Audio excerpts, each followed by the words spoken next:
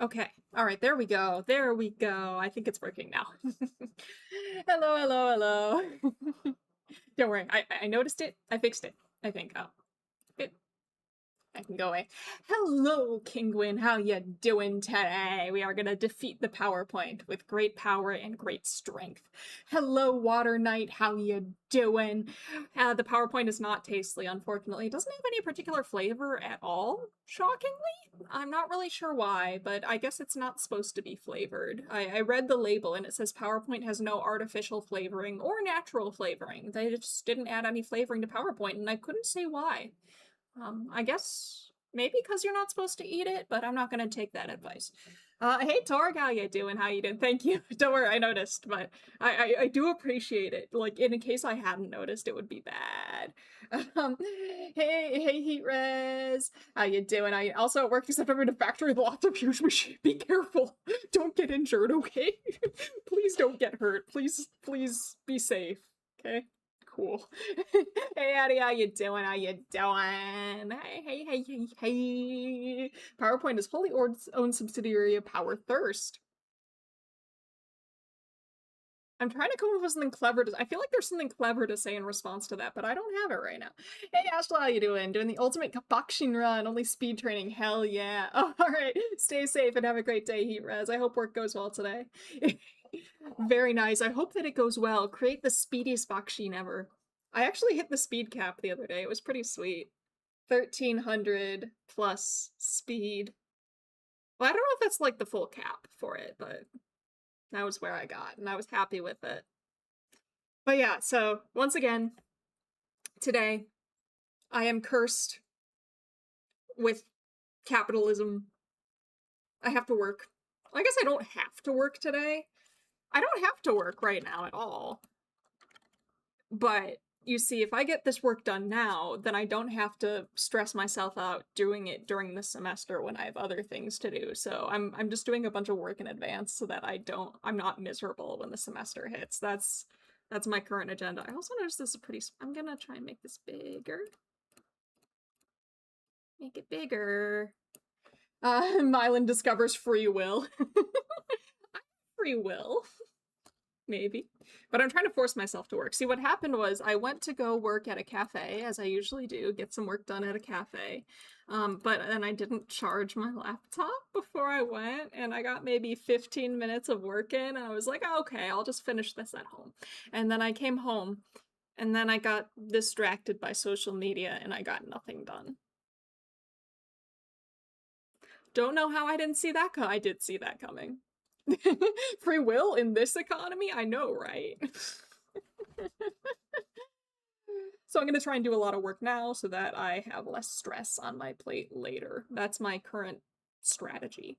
Today's lecture that I'm working on is about— oh, I did something weird. I hate when I do this. If not tasty, then why snack-shaped logo? Great question, Water Knight. Great question. It is kind of shaped like a snack. It's shaped like a cookie a little bit. I just had a giant bag of cookies, though. I probably shouldn't have done that. Oops. I'm not even biting it for the nutritional value, because I don't think PowerPoint has much nutritional value. I'm simply biting it out of frustration. Not with PowerPoint. PowerPoint is being fine. It's just work. That I have to do work, and therefore I am venting my emotions by chomping down on the taskbar. It's mostly vitamin C and water. Oh man, a place near me started stocking CC Lemon. Well, I guess not near me, near my work, started stocking CC Lemon, and I'm so happy. Mylan's teething? I'm always teething. I guess if I ever do get around to making my next outfit, it will— spoilers for my next outfit— it will have more intense teeth than my traditional outfits so far, so maybe I am teething in preparation for the new outfit. Maybe I'm letting the new fangs come in. You could be right. But yeah, I'm relying on all of you once again to peer pressure me into getting stuff done. Hello, Data Foxy, how you doing? How you doing? Walrus outfit one? Is a walrus? I don't think a walrus is cryptid enough. If there's a cryptid walrus thing, then maybe I could do it. I think just as like a nod to its previous cryptid status, it could be fun to have like a narwhal kigurumi or something like that. That could be cute. Narwhal pajamas or something that I could put on over some outfit. I think that sounds pretty cute. Walrus, I don't know. Hey, Jam Senpai, how you been? How you been? Hope that you're doing well. Hello, hello. I just saw a walrus, but it was purple. There it is now, a cryptid. Astral, I need you to know that I'm currently using a shiny Walrein in Pokemon Sleep, and it is indeed purple. It is a purple walrus, so I have seen a purple walrus today. Our performance last time seemed mixed. Lots of peer pressure to talk with chat instead of work. You're correct, Torg, but I did eventually get stuff done. You can definitely get stuff done if you force yourself into working it. I'm trying. I'm doing all right. I'm doing all right. How are you, Data Foxy? Let's see. I have not evolved the shiny Spiels I have in Sleep, that's fair. I accidentally... Okay, so I have 2 shiny Dittos in Sleep. I have 2 shiny Dittos in Sleep, but I accidentally transferred one because I forgot which color normal Ditto was. And Sleep does not warn you when you're about to transfer a shiny, just so you know. Don't be like me and accidentally transfer a shiny Ditto. Enjoying the first day of vacation but buying pizza? Hell yeah, pizza. Am I still working on the same thing? Kind of yes, but kind of no. I finally have time to watch on time. Hell month at uni and oh, I'm sorry, but I'm glad it's over now. Now you can get some rest. I'm kind of working on the same thing, but also not. Like, so right now I'm preparing PowerPoints for a class that I'm teaching next semester. Last time I was preparing a different PowerPoint. So I am working on the same overall task, which is getting all of these PowerPoints updated and ready to go. But I'm working on a different PowerPoint. Yes and no. I have 4 shiny Igglybuffs and can never tell which are shiny and which are normal, right? Some of these shinies are not obvious. I wish there was like some mark next to them that indicated they were shiny. They implemented that in Pokemon Go, which I think is really nice. I wish there was something like that in Pokemon Sleep. All right, what was I doing? Okay. Today's lecture that I'm working on is about hypothesis testing logic. I'm introducing the concept of sampling distributions and standard error. So, yeah, we're doing statsy stuff. Oh, speaking of co-working streams and statistics, you know what I'm doing on Friday? I have a collab stream on Friday. I'm collabing with my fellow V-Theorem member, Poisson Invariance. Poisson Invariance is a math VTuber. He is a member of the new generation of V-Theorem, and we are having a co-working collab stream, which I don't know how much we're gonna get done. However, yes, the fish. The fish, indeed. The plan is... What did Poisson call it? It's like a thing where we're gonna stream co-working, and then every time we complete a task, we get to eat a, like, dessert treat. So I need to figure out what dessert treats I want to bring for that. But yeah, I'm going to be streaming again on Friday. And we're going to be working again on Friday, but that time I will have a guest, and hopefully the being on stream with somebody debuff on productivity will be canceled out by the I can have a little treat every time I check something off the to-do list productivity. Hopefully those things will cancel out. A shot of Dr. Pepper, positive reinforcement with peer pressure to finish work, right? Competitive co-working, or is the dessert pool not shared? The dessert pool is not shared. That would be really funny, though. If I ever do an offline collab with Poisson, we should have a co-working offline collab, and have like exactly 1 pool of desserts, and who gets to eat the most desserts is determined entirely by who's being the most productive. Can you imagine? That actually sounds like a great idea, Torg. I like that. I like that a lot. I would be so productive. I would lock in so hard that I would be a bad streamer. That sounds fun. Now, unfortunately, I already ate all my... I found these...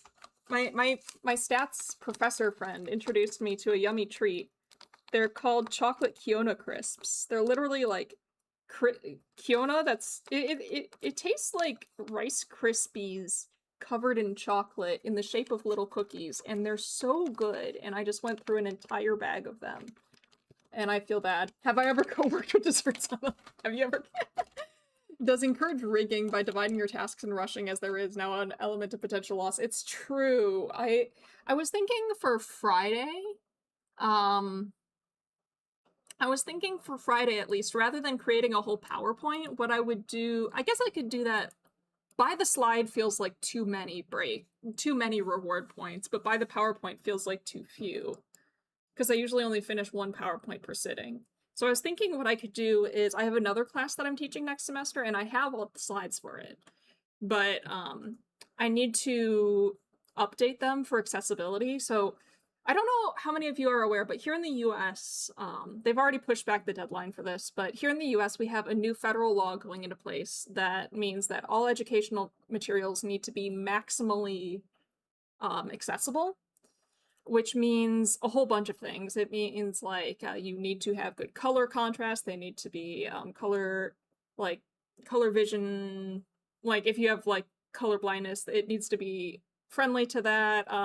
You can't have colors that are too light on your slides if there's not enough contrast. You have to have alt text for every image on your slides. You need to make sure that the metadata, all this stuff. So I was thinking what I could do on Friday was, rather than like work on updating the slides for this research methods class, I could go to my statistics slides and then just add ensure that all the slides that I have for that class meet the accessibility standards. Sounds like a good idea. It sounds good, but annoying to implement. Yeah, it's kind of... I think that it's a lot of... The trick is, I think it'll be good for the future, but the number of students who need these things is pretty low, and usually I deal with them on a case-by-case basis. The thing is, it's just a lot of work all at once, and we're not getting paid any extra for it, and we're not getting any help. Like, we don't necessarily have any help to do it, or stuff like that. Yeah, but yeah, it'll just be business as usual after the implementation stage is pretty much the thing. The implementation stage is hard, though. I do not envy people who have to do complex equations. Like, I think most of the statistics equations that I have can be done in like Word and PowerPoint equation editor, which is screen reader compatible. But if you're doing more complex math equations, I have heard that a lot of people are like fighting with LaTeX and stuff to try and make LaTeX equations output in a way that is accessible for screen readers, and they're having a freaking nightmare. Another problem that I have with statistics, though, is data tables. Like, how do you... And graphs. Alt text for graphs. Like, I'm getting better at it, but doing alt text for graphs or alt text for, like, in statistics, you have these decision tables that you use to look up critical values to figure out, do I reject the null? Do I fail to reject the null? Is this a significant correlation? Is it not? And most of those are PDFs that are scanned out of a textbook. And so they are not screen reader accessible. They are not accessible to people who have vision difficulties or who need screen readers to help process text. Which means that any images of those tables require alt text, which means I don't even know how to do it. Like, I don't know. And I'm scared. I need to figure it out. The thing is, too, that we're changing how we're doing statistics, the statistics curriculum for the spring semester, in a way that'll make it a lot easier to deal with the accessibility stuff. But the accessibility stuff needs to be done before this fall semester, so I have to figure out how to make the old way, the harder way, work for exactly one semester. Yeah. I'm not really looking forward to that, but I'm going to try and do it on Friday, because I think it's for a good cause. Even if the chances that I have any student that actually needs any of these things next semester is astronomically low. I've never had a student who required that specifically. There is still a small chance that I will have a student next semester that needs that. Would having a in-words description beneath like white text be picked up by the screen reader?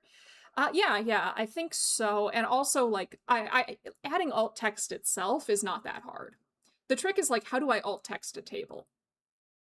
Like, I've been fighting with this because, like, well, I've been like debating this in my head. Like, if I alt text a table, there's a lot of cases where like the truly like thorough thing to do would be write every number in the table in the alt text. But that's not necessarily necessary for the students to get what they need out of the image, right? But then if I only describe the part of the image that is relevant to the material, I'm giving extra information. Like, I'll put the table up there and I'll say, here, I want you to look at this table and find the critical value on it. And with the alt text, I could just describe the entire table, and then everybody, whether they are using a screen reader or just looking at the table, has the same amount of information and can find the critical value. However, that's a lot of work, and also listening to an entire table be read out by screen reader sounds like some sort of mental torture. So the alternative method is to just describe only the parts that give you the correct answer, but on the other hand, that I feel like that kind of takes away some of the learning experience. You don't really learn necessarily how to use the table. I just say, here's the parts of the table that you need to pay attention to and go here, and this is what you get from it. And I don't know. Like, but then again, I don't know if this will actually be a problem, because like we're only going to use this particular way of teaching it next semester, and then after that we're switching to a different way. And the chances that I have a student that relies solely on a screen reader next semester, I've never had a student that relied solely on a screen reader, so the chances that I actually run into that problem are pretty low. Yeah, I don't know. Do you know somebody who uses a screen reader that you could ask about this? Maybe. Maybe. I don't want to bother her though. I don't want to bother her. I do happen to know an educator who relies on screen readers, like cannot has to use screen readers, cannot use images. But I don't want to bother her. Like, I don't want to put that extra burden on her when I'm sure she's also very, very busy preparing for the semester. You know? Like, I don't want to.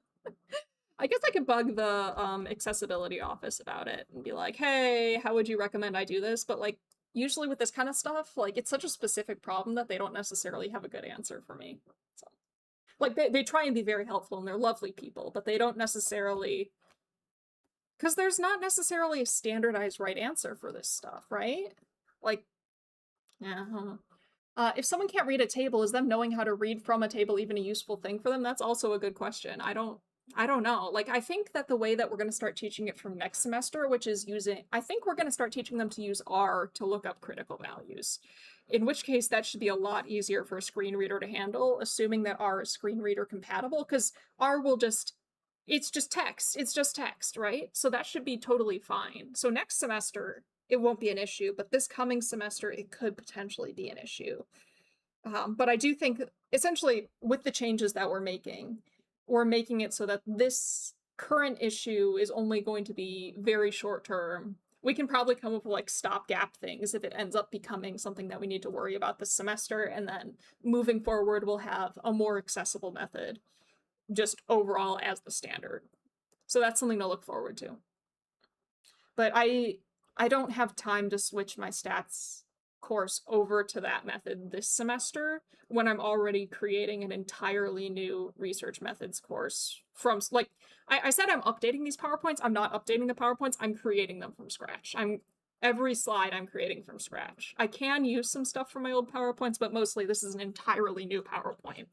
And I need to do that for all of the PowerPoints for the full semester. And I'm a little over halfway through, so that's fine. Like, I know if Braille is full of shorthand that you wouldn't know if you weren't familiar with how real people use it. Yeah. I'm trying to imagine the lectures I visit having to adapt, and like 70% of all teaching is done on a physical blackboard and is equation shenanigans. Oh yeah, we couldn't get away with that.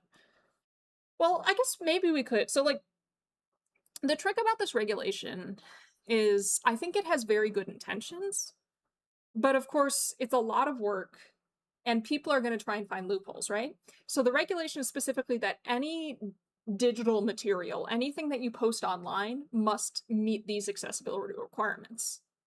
Which means that if a professor is particularly lazy, or if a professor I don't know about lazy, but if a professor doesn't want to do them for whatever reason, then they absolutely could just write things on the blackboard forever. And that, I think, rather than, I think that just makes the material less accessible for everybody. So essentially, you're like, some people might end up making a trade-off that rather than making the materials more accessible for a very small number of people, they make them less accessible for everybody. I have seen some people saying that they might do that. I'm not going to do that. I'm going to try and make everything as maximally accessible as possible, but like, I kind of see why they're doing that, because it is a lot of extra work on top of all the stuff they're already supposed to do that they're not receiving extra compensation or assistance with. And so they're like, well, it's just easier if I just do everything on the blackboard and post nothing online, so then I don't have to do it. Kind of now. Seems like the target should have been providers of educational software to make accessibility more accessible. One thing I will say that's really nice about some of the educational software that we use, specifically the learning management, the LMS systems that we use. I've tried a couple of LMS managements and systems, and lately, especially with this regulation coming up, what they've done is they've implemented an accessibility checker, which is super nice. You upload, say, a PowerPoint or an assignment or like a Word document or whatever it is to the website, and it will do automated checks to see, oh, it'll flag, like, here's every image that doesn't have alt text, and some of them will even let you add alt text to the images through the website. It'll say, oh, this color isn't dark enough. It doesn't have a high enough contrast. Click this button and we will change the color to the point where it has a high enough contrast.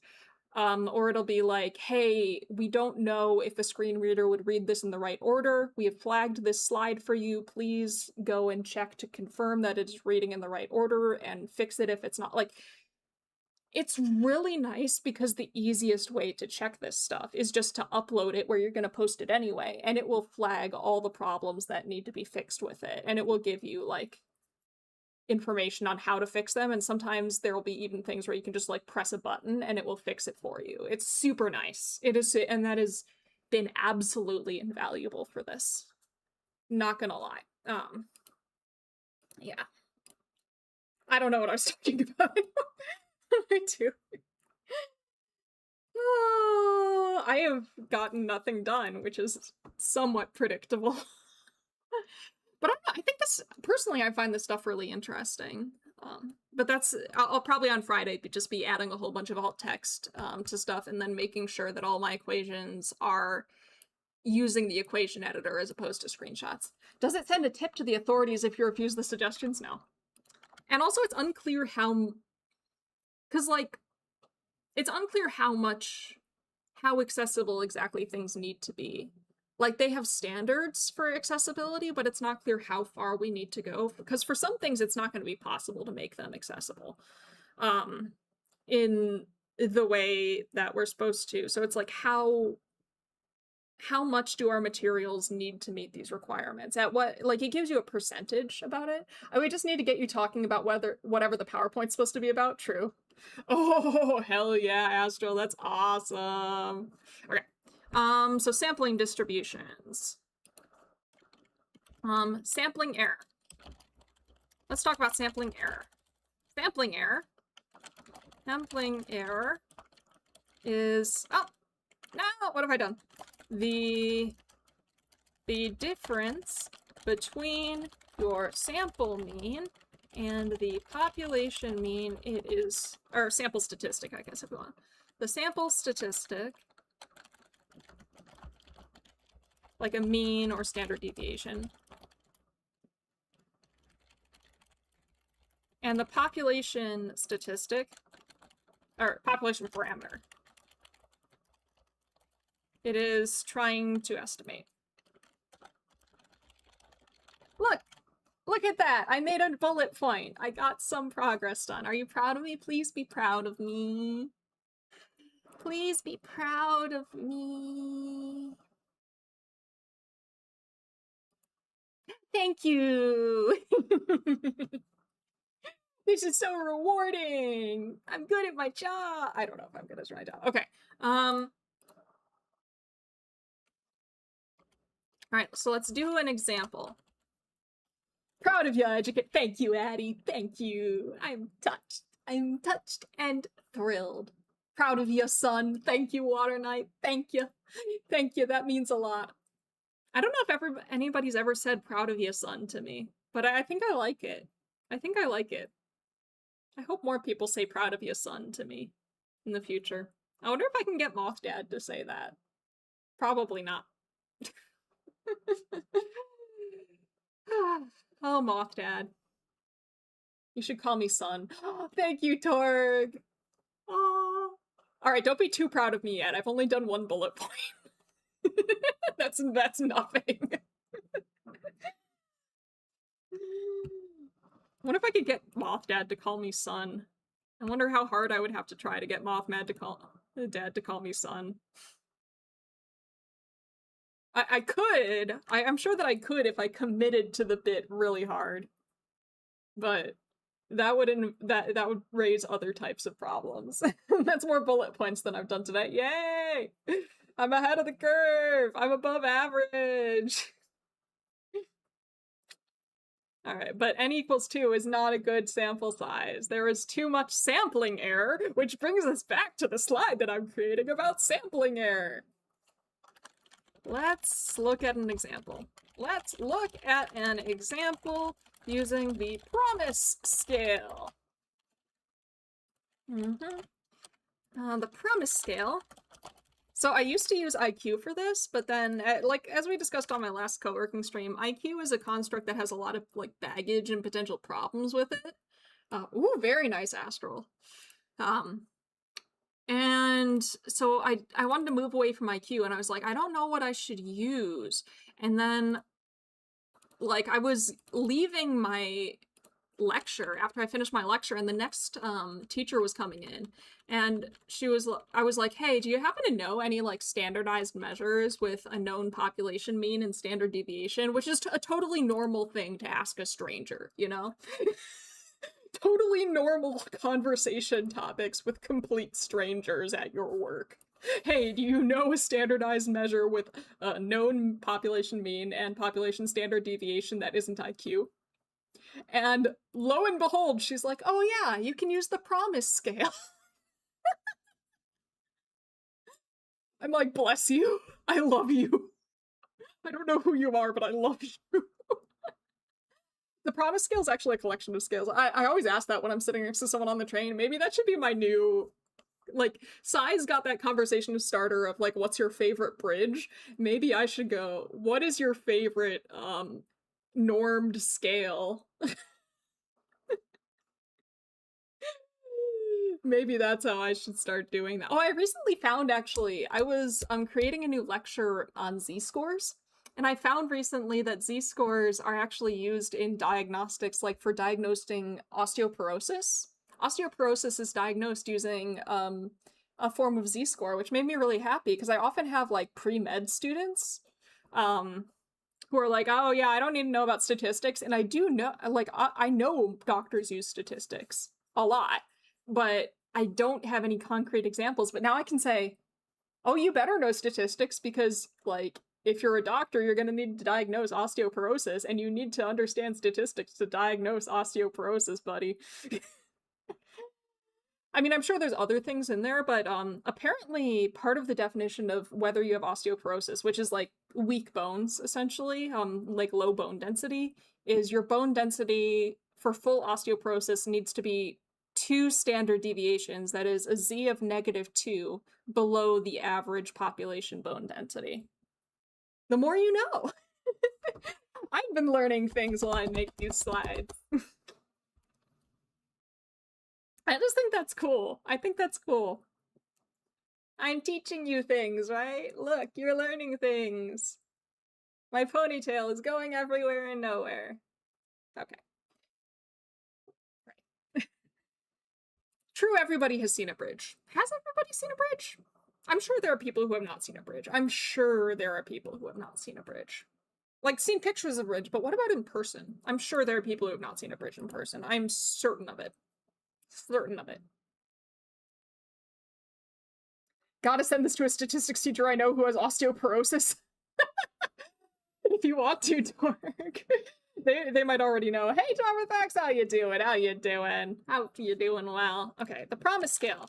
Promise scale is a set of scales used in healthcare. We will use the mental distress subscale for this example. All promise scales have a population mean of 50 and have, oh, I gotta insert the character. I gotta put a little mew in there. There it is, mew. All promise scales have a mu of 50 and a sigma. Where's my sigma? I feel like I used to be able to search through this. No, that's not what I want. I want sigma. There, that works. Okay. Mu, aka population mean of 50, and sigma, that is population standard deviation of 10. No, I don't want capital sigma. I want lowercase sigma. Get out of my face. You are a mu rather than a mu. I don't know if I'm pronouncing it right, but I think it's mu. Or mu. Mu. Myo. Myo. I feel like I should start, like, rather than saying mu, and potentially, maybe I should start. I'm pretty sure my statistics friend, who is Greek, I'm pretty sure pronounces it mu. I'll have to check. I'll have to check. I hear you can find mu under the trucking pallet town. Ah, the good old days.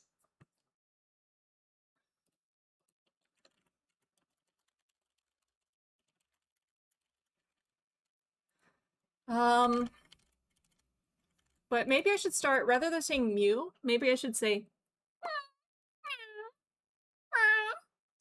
or I could go you know, like I could do that. I probably shouldn't do that in class. Can you imagine, like, me teaching a stats class and calling mu or and then, like, my students move on to the next class in the statistics sequence, and then they start doing that in front of the professor, and he's like, I can see it now, that professor walking right into my office like, Mylan, what have you done? A soundboard of Mr. Kitty, that would be pretty. What a time to join my friend Mylan for co-working. It's true. Fi, did I ever get to show you my lovely sheep impression? I have a pretty good sheep impression as well. I could do my for cow, and I can do my for cats, and then I can do the sheep impression, which is so good. Or is it goats? I don't know. Either way, it's really good. I can fool real goats with it. It's a skill. Give that professor the Mr. Kitty file problem solved. Yeah, if my econ professor meowed suddenly during class, I would never remember the rest of class, then maybe I better not do that. Just keep a straight face and it's okay. You can get away with a lot if you have a straight face and you're walking fast and you're holding a clipboard. You can get away with a lot. Yes, the most auspicious time. Okay. Not really an animal, but can you do a... I don't even know what a jonkler is. Is that like the Joker, but not? Is that like a Gen Z, Gen Alpha Joker? The jonkler? I don't know what that is. I'm too old for this. Oh no, this next slide is not accessible at all. I'm gonna have to...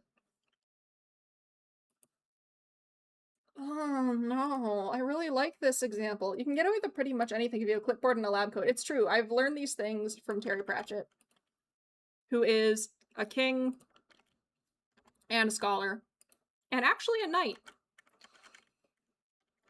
Oh wait, no, I don't wanna... Okay. Let's see. PPE protects you from embarrassment. I see. Parts per education. I know that's not what you mean, but it's funny to put it that way. In my humble opinion, that is always absolutely 100% correct. Don't quote me on that. Never ever quote me on that. PowerPoint Enterprise Edition. I see.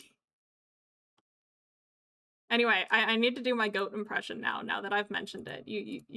It doesn't matter if you want it.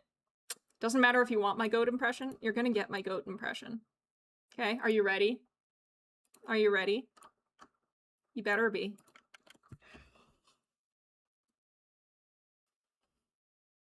Meh. Meh. Meh. Thank you and good night. I am very smug about this. I think it's a very good goat impression. Thank you, thank you, thank you. It is my specialty. That and verbal keyboard smashes. I trained with the best. And with the best, I mean I trained with literal goats. I used to live near a guy who raised a bunch of goats. And we would go and visit the goats. They were baby goats. And we would say, we would visit the goats and ba at the goats. Oh, what's the verbal keyboard smash? Oh, hey, Calcium Compadre, how you doing? Yeah, they were such cute baby goats. I loved them so much. Studied at a goat temple in the mountains of Peru. Close enough. The verbal keyboard smash is my other specialty. Let me... Okay, are you ready? There you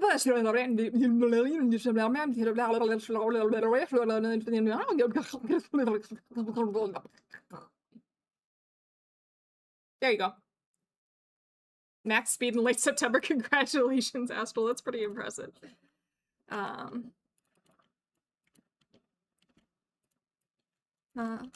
That's my lifespan. I'm glad. That is another one of my special secret skills. Not sure what I was expecting. You're welcome. Well, now what do I do? There's no more speed to train. Keep training speed so that you can up your power, Astral. Don't chicken out on us now. Keep training speed so that you can max your power as well. Don't train power. Only train speed. But max out your power. She does have 944 power. Exactly, it's not enough, so you need to keep training speed so her power goes up. Thought this was obvious. Oh my god. This is the Bakshin way. Okay, these train cars are a sample. Each train car has its own mean and standard deviation. There we go. Okay. I'm getting stuff done. I promise.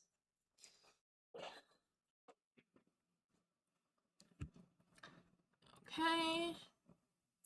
I want to make sure that the reading order on this makes sense. So, can I just delete things from the reading order? Because I feel like that... Oh, I can! Perfect!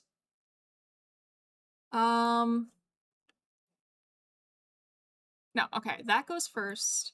Subway car 1, subway car 2, subway car 3, and then this that is not showing up on the reading order.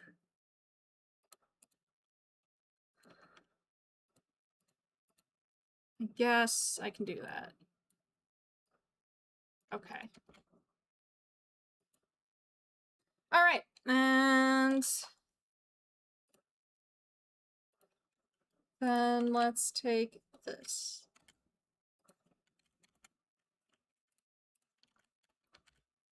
Too hot. We live in a world plagued by temperature. Did you know? I'm not sure if all of you understand, but temperature is evil. I don't know what I'm saying anymore. Don't worry about it. Have we, has everybody else gotten stuff done? It's the coldest summer of the rest of your life. Please no, Torg. Please no. I'm gonna... If this is the coldest summer of the rest of my life, it's the last summer of the rest of my life at this rate. Not to be overly dramatic. Not to be overly dramatic, but I'm gonna be overly dramatic and say, well, once the Gulf Stream collapses,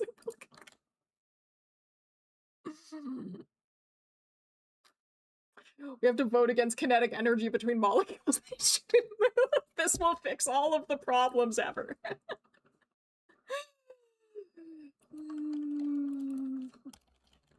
Oh my goodness, this is a mess. Have I done my speech about SSRIs and temperature tolerance lately?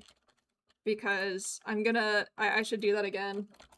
Surely the giant space mirror they want to build won't be used to ransom- Giant space mirror? What giant space mirror are you talking about?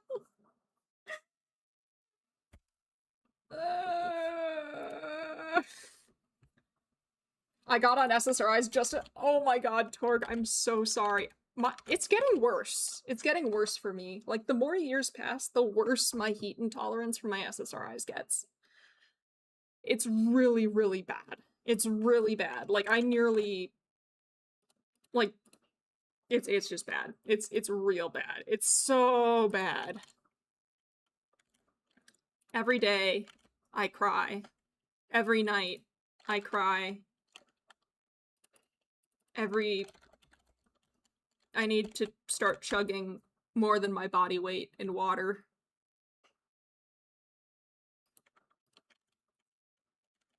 I think that would fix me. Wait, I just read that. What am I doing with my life? What are any of us doing with our lives? I'm being very productive. We are all being very productive. Surely, this is the way of things.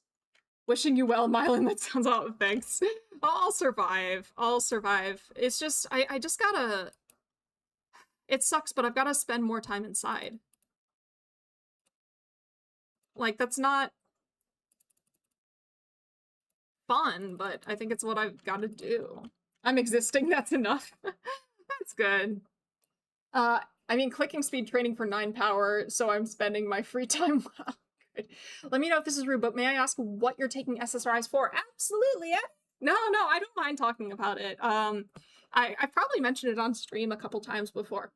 I have been diagnosed with major depressive disorder. Anxiety disorder not otherwise specified, which encompasses social anxiety, generalized anxiety, and complex PTSD.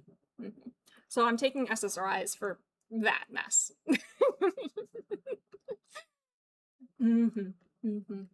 Yeah, I think it's like, if people are comfortable with it, and of course I'm not a clinical psychologist, but I think it's good if I'm open about my mental health to the extent that I'm comfortable with, because it helps normalize these types of things, right?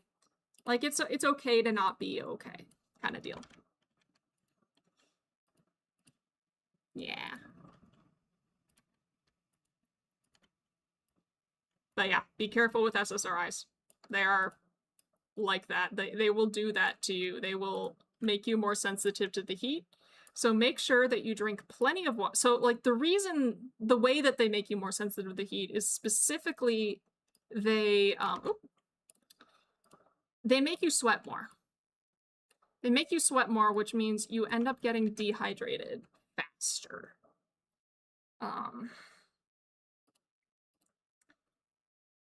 Which makes you more likely to,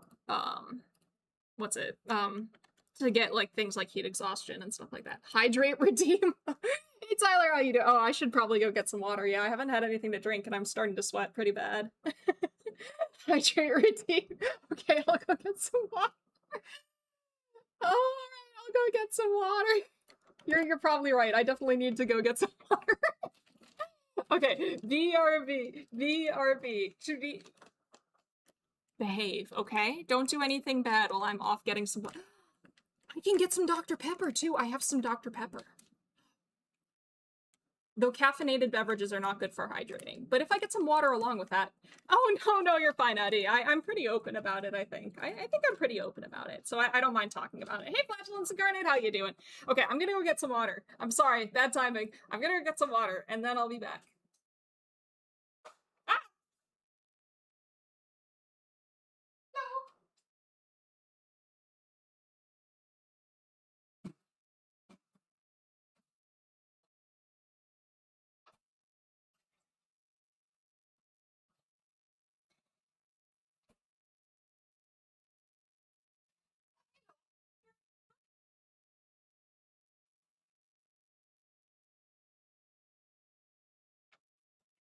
I'm back.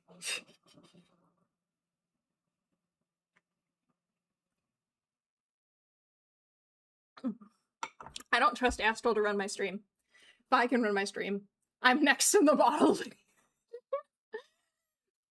Sai can run my stream. I don't know if Sai's here, but she could run my stream hypothetically if she were. Nuts, no time to misbehave. I try and be quick. I don't want to leave you all alone for too long. Who knows what you would get up to, right?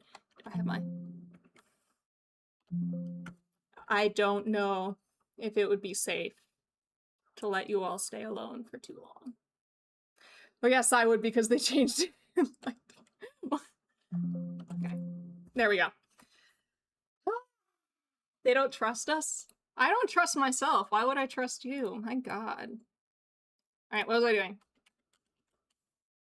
Okay, I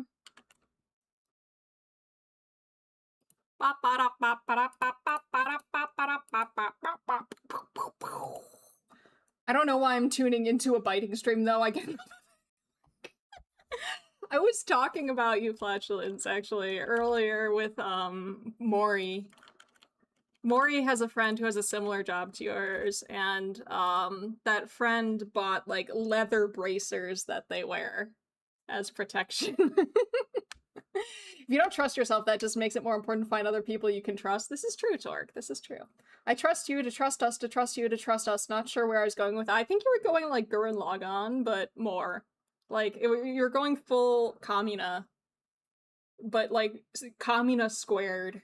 Like, recursive Kamina or something. I think that's the technical term. Recursive Kamina. Oh, Mr. Kitty. It's okay. I trust Mr. Kitty. And he's here. What? You're not allowed to wear protective equipment? That doesn't sound... I don't like that. I don't like that.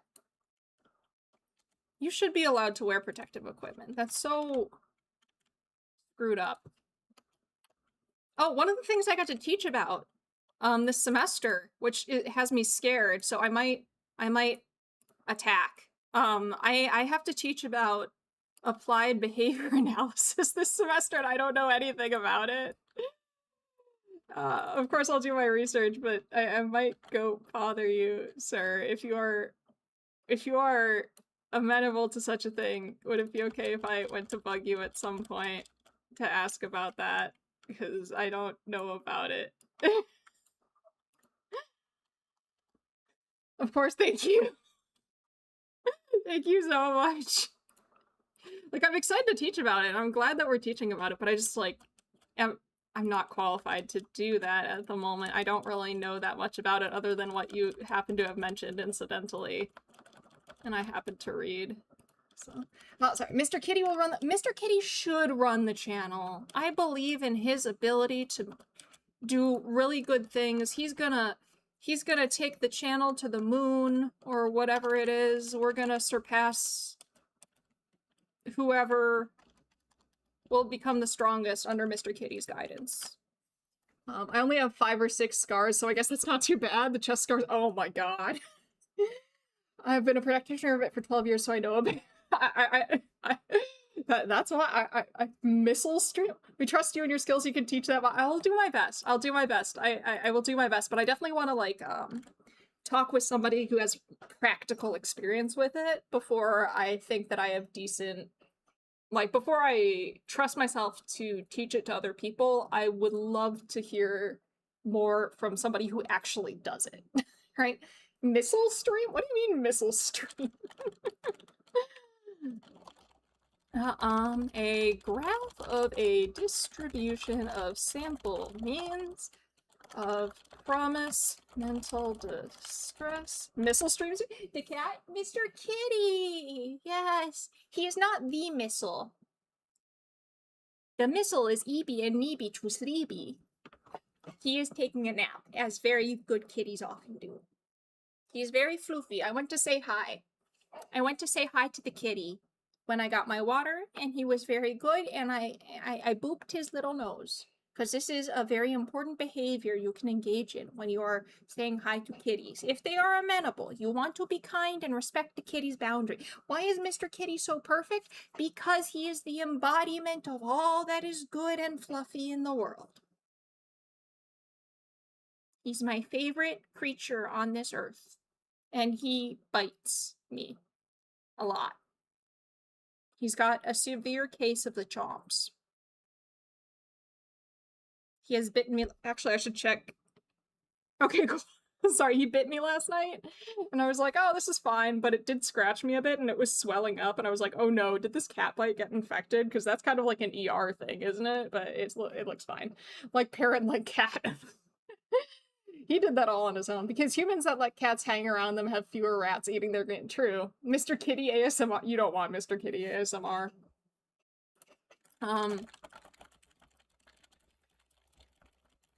Slightly negatively skewed. Mr. Kitty is like, you know that thing like where they're like, I don't know, I read somewhere, which of course, does Mr. Kitty snore? Mr. Kitty does not snore. He's a very silent eater. He's a very good boy. He's taking the good naps right now, and it is the perfection of the kitty. It's the perfection of the kitty, you see.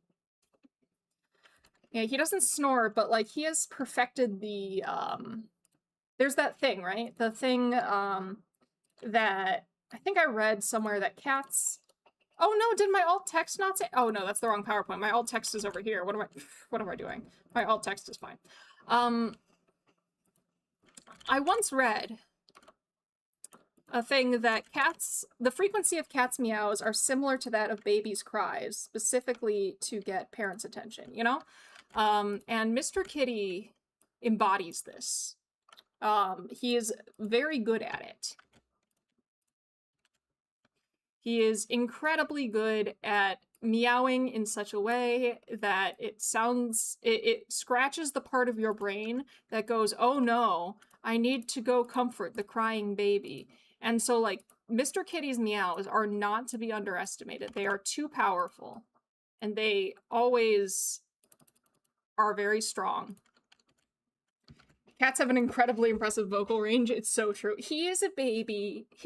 He's not really. I don't want to infantilize the poor man. The poor man is now 8 years old, which according to his vet is he is now geriatric according to his vet.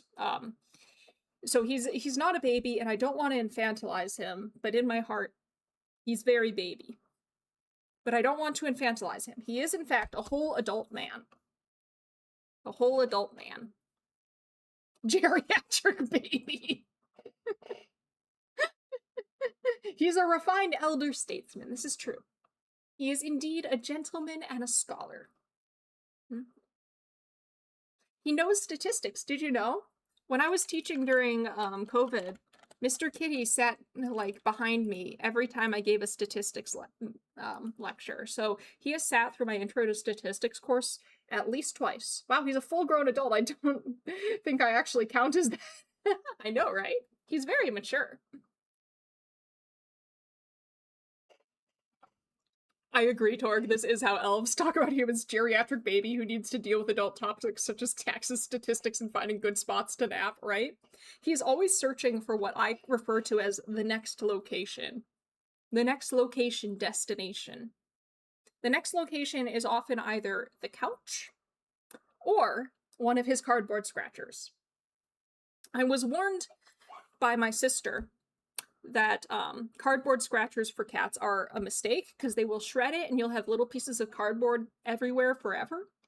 And I didn't listen to that warning, and now I have little pieces of cardboard everywhere forever because There's nothing Mr. Kitty loves more than his cardboard scratchers. They are his favorite thing in the world. If he's excited, cardboard scratcher. If he's scared, cardboard scratcher. If he's bored, cardboard scratcher. If he's annoyed, cardboard scratcher. If he's sleepy, cardboard scratcher. If he's got the zoomies, cardboard scratcher. The cardboard scratcher is his everything. I think it's like his emotional regulation tool. If he's feeling a strong emotion, he will go and shred the cardboard scratcher. It doesn't matter what kind of emotion. He's just, this is my scratcher, and I will defeat it with my claws. He's a very good boy. When in doubt, cardboard scratcher. Exactly. That is his mantra. I should, like, embroider that on a pillow or something for him. When will Mr. Kitty become Dr. Kitty, the statistician? Oh, man. So after I got my PhD and I was unpacking I moved all my graduate student office stuff back to my apartment, and I laid it all on the floor, and Mr. Kitty took a nap on top of all the notebooks I'd used to take notes during grad school, and I was like, oh, he's absorbing all the knowledge. Give this man an honorary PhD. Cardboard and emotional support, it's true. Cardboard scratcher is Mr. Kitty's version of a Mothman Squishmallow, it's true. Sure, cardboard, also true. Every emotion is an equal to opposite cardboard scratcher. That is Mr. Kitty's, what is it? Catchphrase? Oh, he's so cute. He's so cute. Oh my god. This little man, he's full of teeth and claws, and he is the cutest man in the world, and I'm going to cry. I need to get stuff done. Sampling distribution of the mean. Distribute mean of sample means, distribution of sample scores, blah, blah, blah. What was I doing?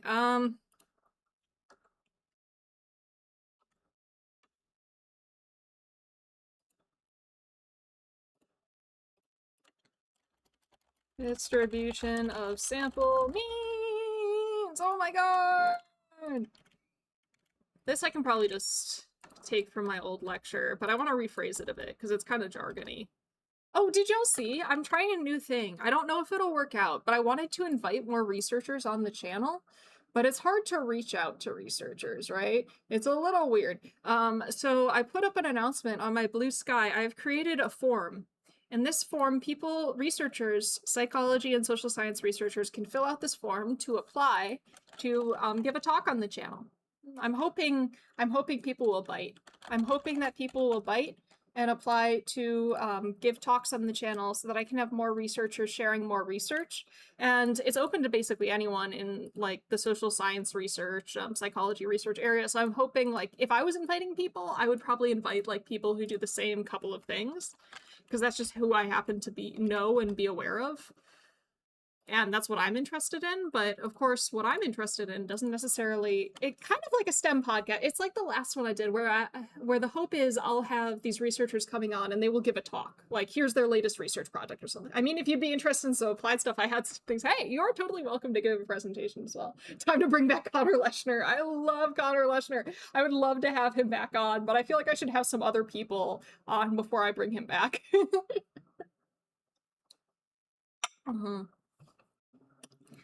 Oh man, I'm hoping people bite. It's scary to invite people. It's very scary to invite people. All right, mean of sample means is close to, if the mean of all of the sample means is close to the population mean.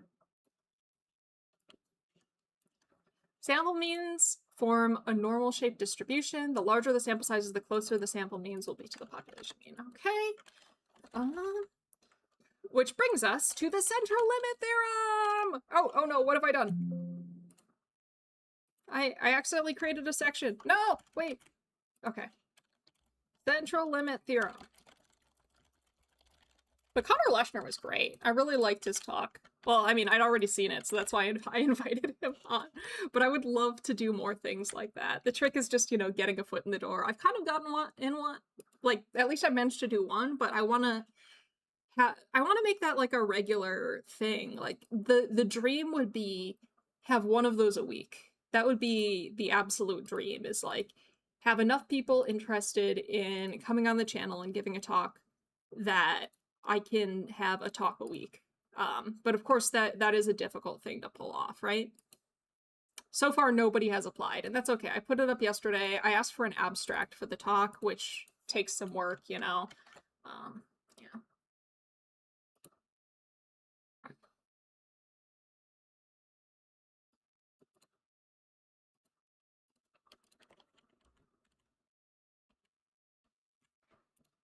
That's the thought.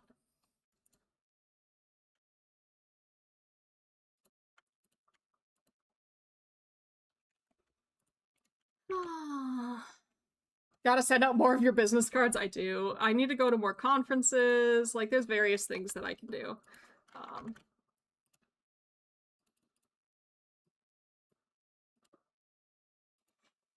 It's just hard. It's scary. It's scary, okay? Like, I don't want to bug people. And I just really hope that people think that I'm worth their time, you know? That's the hard part. Convincing people that I am worth their time, that I'm not like some weirdo, that this is a thing that is worth their time to do, and that I'm not, like, I know what I'm doing, that I'm trustworthy with their research. Mothman doesn't want to bug people. I mean, yeah. I know you were making a pun there, but yeah. Should hire a bruiser to hunt down researchers so you don't have to get your... Oh. Or absolutely worth the time even if you're a weirdo. Oh, thank you! Yeah, I just gotta get over my social anxiety and stuff. But yeah, if there's anyone that you happen to know, I have autism treatment, ABA, and visually impaired and progressive fading to improve tolerance and medical interventions. That would be cool! I would love to have you on, Flatulence Incarnate. That sounds awesome. I would love to hear more about your work. But yeah, that's the goal. And if any of you know anybody who you think might be interested in, like, doing a talk on those topics, like if you know any, like, psychology, political science, whatever, PhD students, who you think might be interested, feel free to let them know that like, that's a thing. I would love to have a wide variety of people and a wide variety of types of research on the channel. I volunteer flatulence. Sounds like flatulence kind of already volunteered. Okay, let's see. Let's get that. But yeah, that's another thing. I have heard of this orange one. I wonder if I could get... Well, the trick is, like, I want people to present their research, and I don't think Psy has done any research as Psy. I have a thing explaining from an ABA perspective why people don't use their turn signal. I would love to hear that. I would love to hear that, because that is one of my big pet peeves. I wonder if I could get Racco on, though. I might be able to get Racco on. Psy, I would love to have on for that, but the trick is, of course, that if Psy presented some of her research, she hasn't done any research as Psy, right? So it would have, like, I don't think she has any research that she could present that wouldn't dox her, probably. Or else I would love to have her on. I think Racco, though. I think people know who... Like, I think Racco has been open about who he is, I think. So I could potentially ask Racco if he wants to come on and present some work that he's done. I don't know. Maybe I'll see. I don't know Racco well enough to be super confident in asking, but I could ask Sai if she thinks that's okay. The voice change Sai to be Australian so she can present it in secret. I don't think that would work. We can normalize doing research as VTubers for this case, yeah. Sai and I have talked about doing various research projects as VTubers. The trick is that, like, the ABA and the blind doxes me rather heavily, but nobody's really cared to look. Yeah. Yeah, I get you. But yeah, Sai and I have talked about doing research together, but the trick with that is, if we wanted to do any human subjects research, that is, you know, like surveys and stuff like that, that would involve a consent form. and we are required to have our names. Like, the people, at least the main person involved in the research. So one of us would have to dox ourselves if we wanted to do data collection like that. Unless we could find a third person who was willing to be in charge of that aspect of the study. But then if we wanted to publish on it, we would have to dox ourselves to the journal. We could potentially publish under pseudonyms. I think that is doable. But yeah, if we wanted to gather data, somebody's doxing themselves for the purposes of the consent form, which is probably one of the things holding us back. Does that make sense? Because I would love to do, I think both of us, both Sai and I, would love to do research as Mylan and Sai. It's just, that would happen. Ethereum should make a new publishing channel for that exact reason. No, well, the thing is, like, part of the way ethics works and consent form works is you have to give people a way to contact you. And, like, it has to match up with the name and contact information that you use in your ethics application. And I don't believe that you can use pseudonyms in your ethics application. So, like, somebody would have to put their real name and contact information on the consent form. And most people don't read the consent form. But for the few people that do, you know, that would, yeah, so. Just legally change your names to your VTuber personas, then use your currently legal names as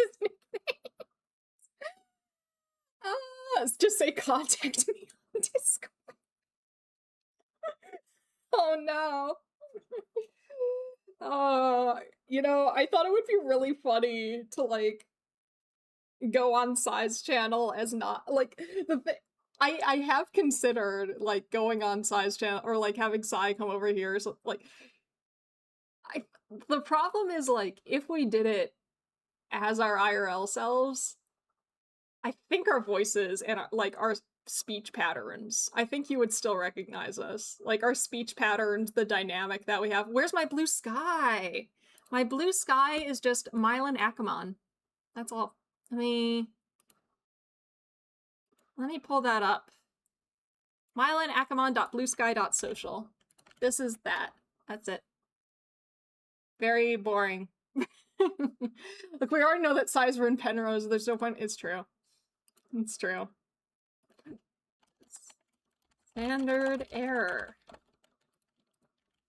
We know it's Mylan the minute you start threatening to bite people. Exactly. And I don't think I could hold myself back.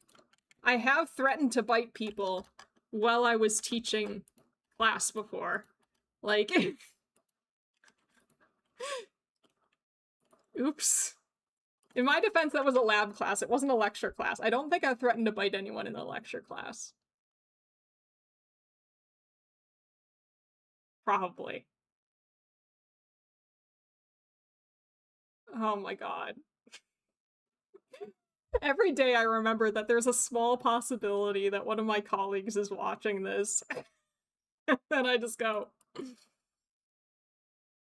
I hope they aren't.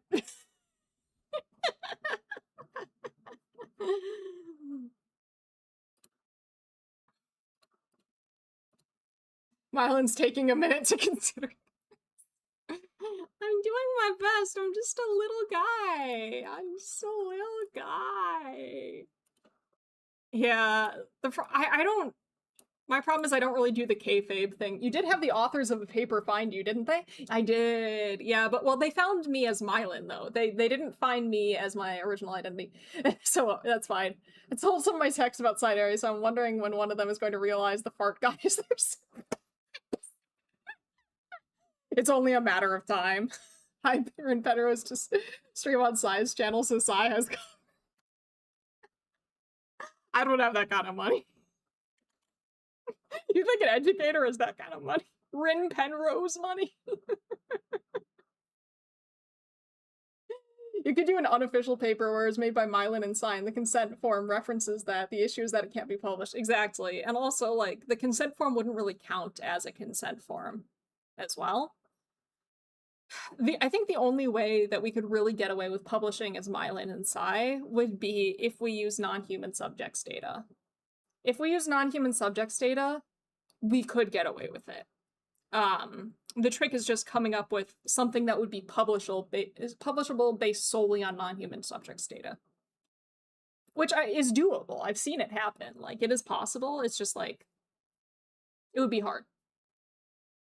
But I'd be open to it.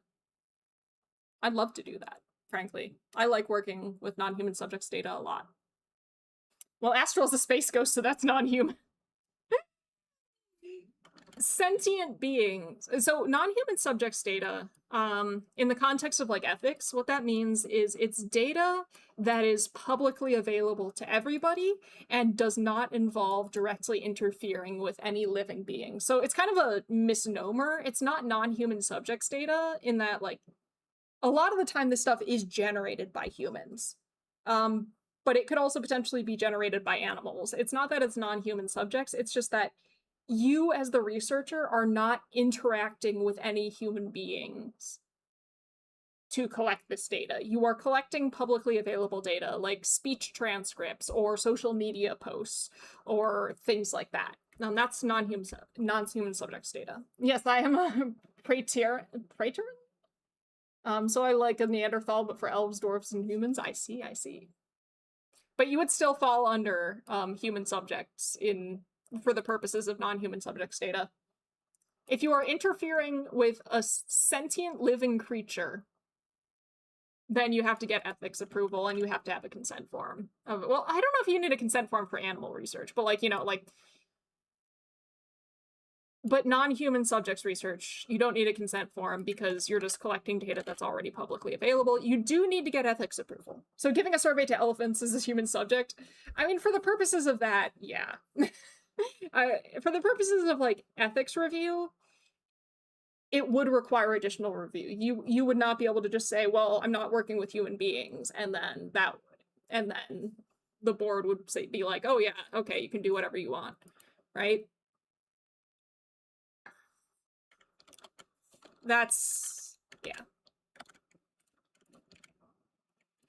One day, I will talk to Sai, and we will come up with a study that we want to do, and we will find a way to do it, non-human subjects data, and we can publish it. I mean, Sai and I and a bunch of other members of Ethereum have already given a talk at an academic conference.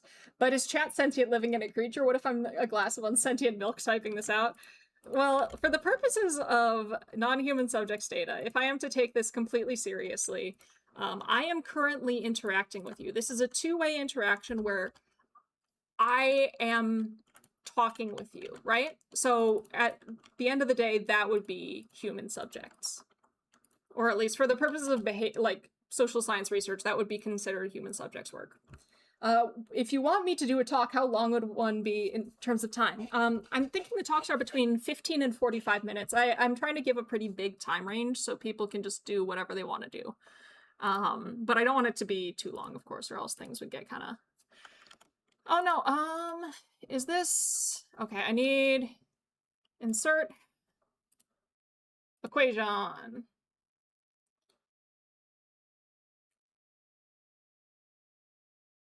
Want to insert an equation. Okay. Equals, oh.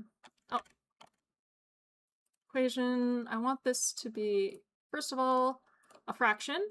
This top bit is sigma. Is sigma in here? Sigma divided by the square root of n. Yep. I'm definitely... Oh my gosh. No, Addie, you would need a lot of... There would still be consent forms involved. Is the two-way interaction with neuro-human subjects work? That's a good question. I don't think so. I don't think that would be considered human subjects because neuro is not conscious. Neuro is a statistical model. A very fancy statistical model, but a predictive statistical model nonetheless. 10-hour stream, please no. Arguably, chat is a superorganism, and us chatters are its cells, the ethics of ethic. Oh my gosh. Yeah, there's a lot of interesting stuff there. Alright, I'm at the point where I'm kind of like, I guess I can do the autism talk, I need to update. You can do whatever you want. And like, I posted a lot more details on Blue Sky.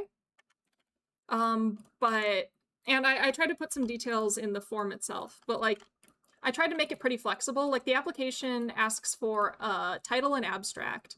The title, you can change it at any time. I'm totally, like, the details of the talk can be changed up to the time of the talk.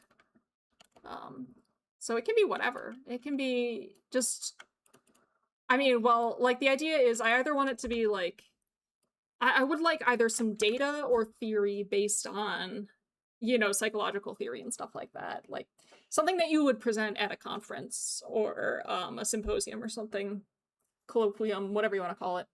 I guess how do you get ethics board approval to study ethics board approvals? You would have to get it from probably a separate ethics board, maybe. 50 years down the line, Mylan was a normal ethical person for their time. They just didn't think that statistical models have rights too, but we can't judge people from the... Oh my god. I mean, if you want to, like, see, that's a thing. I think for the purposes of it right now, AI models, given what they are, how they work, how they operate, I believe they would be counted as non-human subjects data because they are a statistical model. They're a statistical model. That's what they are. They're a giant collection of regressions, all working together in tandem to predict the correct response to something, to an input. They're trying to output the most likely response given the input that they are given. And in that sense, I've seen them used as like, well, a generative AI is essentially a statistical model predicting human speech. And therefore, you're not actually, it's kind of like the same as studying, it's not so much a sample question as it is a methods question. Like, it's more, AI is, Gen AI, you could treat a Gen AI model as a theoretical model, as opposed to like a person. You could treat it as a theoretical model because it is a statistical model that has been trained on human output, and therefore it is a probabilistic estimation of human speech. And therefore it's more a predictive model than a person, because it isn't the thing that originated that information. It's synthesizing information, calculating probabilities. Well, I shouldn't say that it's the one doing these things, but it is created from a series of probability calculations that output a prediction, which is true of any hypothesis. Almost any hypothesis test that we do in a study is essentially that. We are calculating a statistical model that outputs a prediction or outputs a probability estimate, right?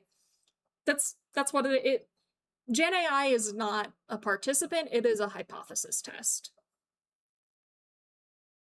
If I had to, I don't know how to put it.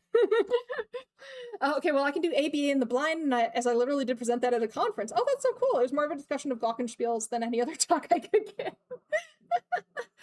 Just do whatever you want. We're looking, my main goal is either a presentation on some sort of like psychological social science theory or data, and it can be qualitative data or like findings based on data, which can be qualitative data or quantitative data or a mix thereof. But the idea is like we're demonstrating science is the idea. And I think ABA is a part of that. It's like my understanding of it is it's most, or at least a lot of the applied stuff, the more specifically applied stuff is like single case study designs. I think a lot of the stuff that you talk about in the Discord is like single case study, like you're trying to solve a very specific problem. And I don't know too much about those types of designs, so I would love to learn more about them, because that's one of the things I need to teach about next semester is single case designs.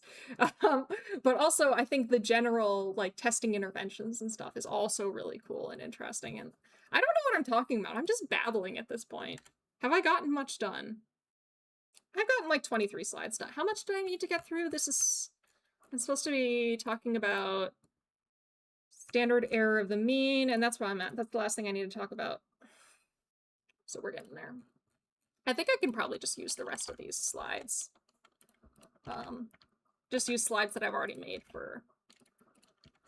yeah, single case mostly. That's how I can talk about it so other people can use it if they need it. That's cool, though. No, I would love to hear more about single case designs, both because it's interesting me, I don't know much about them, and also because I need to teach about them. Yeah, whatever you want. I'm very excited to hear. And of course, no pressure. Like, you don't have to if something comes up or you decide you're not into it or whatever it is. But I would be happy to have you on.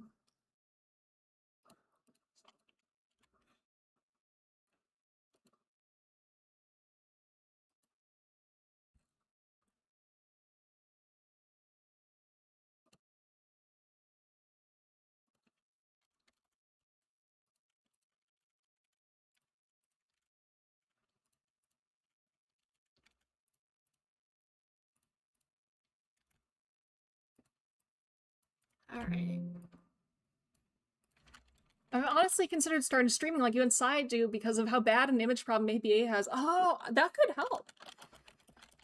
It would take a lot of hard work to get to a point where you're spreading the message to audiences that aren't already accepting of it. In fact, you might never get to that point. But I will say it is fun. It is a lot of fun, I think, to talk to, because it's so cool. I love talking with all of you, and I think one of the cool things about doing this is that, like, because YouTube is such an open space, and because, like, VTheorem has this network, and people all, yeah, no reason not to try. Why not? Give it a shot. You get to hear so many cool perspectives that you would never hear otherwise. Like, and you get to hear so many, it's just neat. It's cool. Oh gosh, how much more do I need to put in this PowerPoint? I'm worried it's getting a bit long. I might skip that slide from the old one.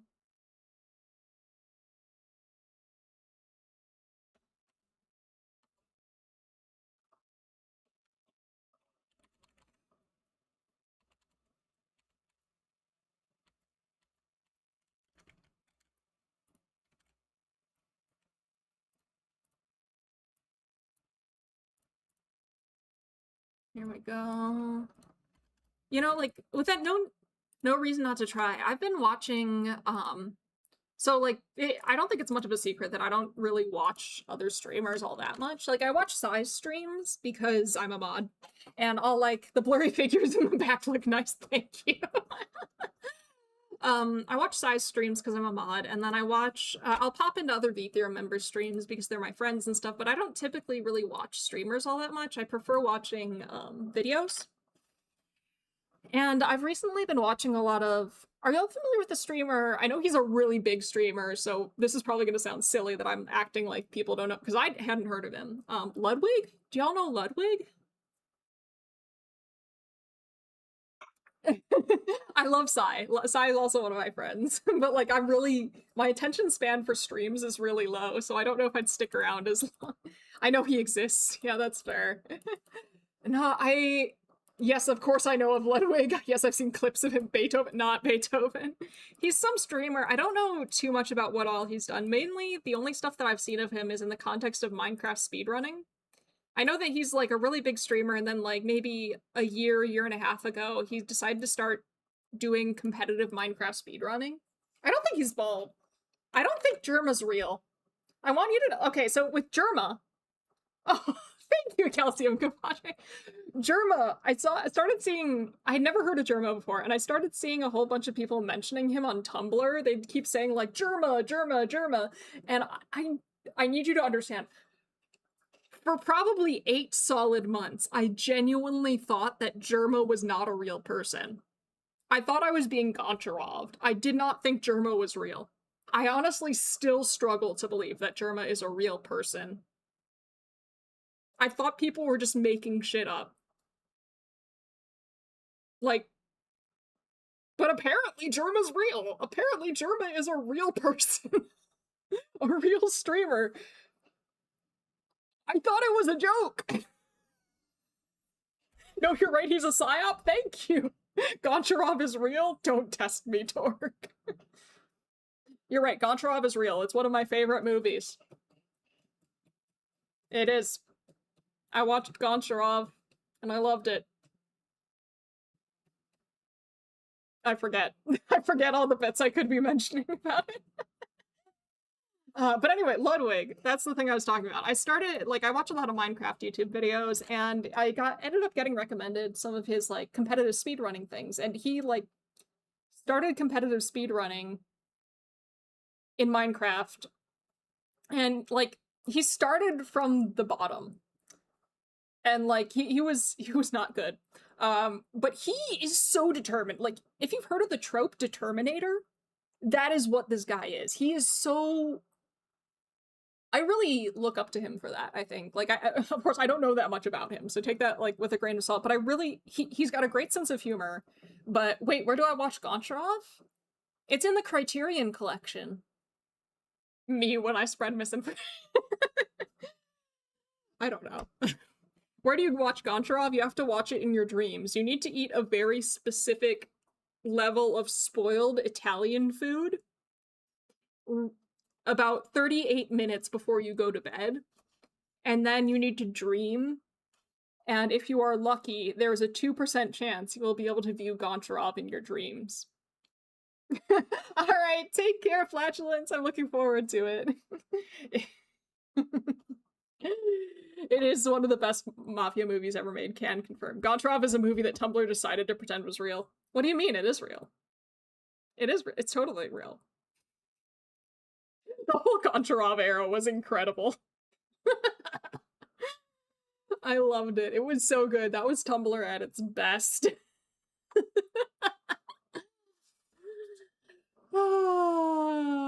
Anyway, yeah, no, but the thing about watching Ludwig on his speedrun journey, getting better and better at speedruns, he's so... It was so fun to watch, because, like, he's just starting out. Dude has, like, barely played Minecraft, from my understanding. He decides he's gonna... He decides he's gonna start doing competitive speedrunning, and he decides that his rival is one of the top speedrunners in the Minecraft speedrunners in the entire scene, Feinberg. And he's just like just starting out. He's like a baby shonen protagonist. This is like the start of Naruto, where Naruto's like, I'm gonna be the Hokage or something like that, or I'm gonna be the very best, like no one ever was. And he's just like, okay, Feinberg is now my rival. And I think it's probably because Ludwig is a big streamer, and also because Ludwig is really funny, but Feinberg is like, oh, okay. And he starts watching Ludwig's streams and reacting to Ludwig's speedrunning streams, and they've done, like, a few, like, competitions with each other, and, like... But Ludwig's attitude towards, like, trying and learning is really incredible to me. Like, I kind of wish... Like, he sometimes expresses it in a way that's quite aggressive, but he's very much, like... He doesn't take failure as a setback, he takes failure as, like, a learning experience. He's like, yeah, I failed, but that doesn't mean I'm done. I'm gonna keep going. And, like, it's really... Ludwig is a genuine content creator who started from the bottom. That part of him about being creative and not giving up is something I can respect. Yeah, that's what I like. Well, one, he's freaking hilarious. He is so funny. But he's just very much like, don't give up, don't get discouraged. It's okay to fail. Yeah. Been spending 3 hours trying with his whole heart during the 2025 and flopping so hard is like, yeah, that's the thing. Like, he does fail. Like, I'm not saying he doesn't fail, but he is the definition of a determinator. He fails, but then he gets right back up. He does not get discouraged. And when people try and clown on him for failing, he's like, no, you don't get to joke with me about that. I'm just gonna keep trying until I succeed. Like, he is... But I don't think it's like he's doing it in an... Like, there are absolutely unhealthy ways of, like, you know, the sunk cost fallacy and stuff like that. There's, like, unhealthy ways of being super determined. But I don't think his way is necessarily unhealthy. Because, like... And it's not like... He's willing to learn, too, which I think is really cool. Like, he's not just trying the same thing over and over and over again and running into a wall. He's actively, like, seeking out resources. He's actively improving. Yeah. Yeah, I should go through that kind of character arc. I remember Ludwig telling the worst story of him being trolled when he had 0 viewers from when somebody commented, "What are you looking at? There's no one typing on your comment." Oh. But he just doesn't give up though. Like, and not in like an irresponsible way, I think, because he does seem to, at least from what I can tell, and again, like I haven't seen too much of him outside of that specific context, but he just seems like he knows what he wants and he does his best to get there, and he does his best not to be discouraged by it, like failure and setbacks. But also, I think he's very smart about it in the way that he's not going to like keep trying something that doesn't work, right? He's gonna he he sees his failures and he doesn't ignore them. He learns from them, right? And then he learns how to overcome them. And I think he's a really smart guy. But again, I don't know too much about him. I don't know too much about him, but he's just been on my mind lately. Like his monologues about like, it's not a problem that I failed. I'm just gonna keep trying. Sort of like, I don't know. That really is kind of like inspiring to me. And like when people try and like make fun of him for failing, he's like, "No, you don't get to do that because I haven't given up. We're not giving up." And I'm like, that's a really admirable attitude, I think. And he seems to be making it work out for him really well. Yeah. I love seeing you gush about Ludwig the same way some of us feel like I'm not worthy. I'm not worthy. But I think everybody has people that they admire, right? Like, I don't know if I'm worthy of being, but like, everybody has somebody, or like probably a couple of people that they will gush about. Everybody. I think it's really fun to see, though, like people that you watch, like, gush about people that they watch and stuff. It's really funny to like see. Well, I shouldn't say funny. It's really heartwarming and cool to see, like, you know, a celebrity or like a big name author or something like that just like getting really excited about something that they're a fan of, that they had no hand in. I just love seeing people talk about things that they like. I think that's a really fun thing. People just get so happy, and it's like you can see the you get swept up in it, right? Like you start seeing like, oh yeah, now I'm excited about it too. You're an amazing artist and incredibly good. Oh, thank you. I'm trying. Your favorite musician's music. Exactly. Exactly. It's like, oh, you're just like me. You're just like me for real, for real. You also like love stuff people do, you know? I don't know. I'm getting fuzzy feelings now. Getting fuzzy feelings. Some things in this world are great. It's very easy to get down and depressed and discouraged, but there are many, many good things in this world that are very much worth being happy about, you know?